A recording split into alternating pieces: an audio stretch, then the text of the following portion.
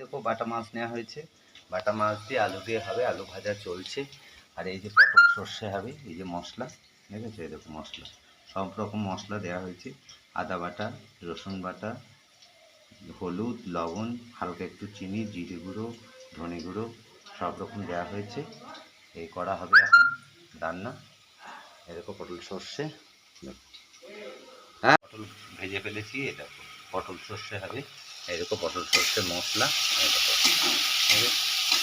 এরকম মশলা কষানো হচ্ছে।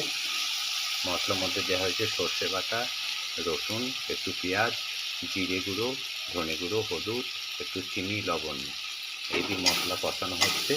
ফোড়নে দেওয়া হয়েছে শুকনো লঙ্কা, তেজপাতা, একটু গোটা জিরে। এরকম মশলা কষানো চলছে, দেখেছো। একটু হালকা করে জল দিতে হবে, যে সুন্দর করে মশলাটা কষাতে হবে।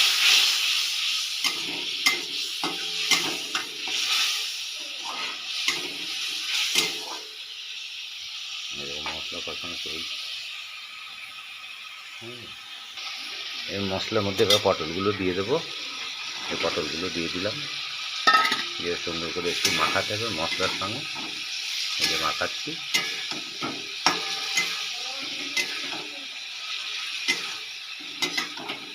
ঠিক আছে। এই মশলাগুলো দিয়ে মাখানো, পটল সর্ষে কমপ্লিট, ঠিক আছে। দেখো পটল সর্ষে হয়ে গেছে, এবার নামিয়ে ফেলবো। দেখো পটল সর্ষে কমপ্লিট, দেখেছো। এইভাবে করবে পটল সর্ষে।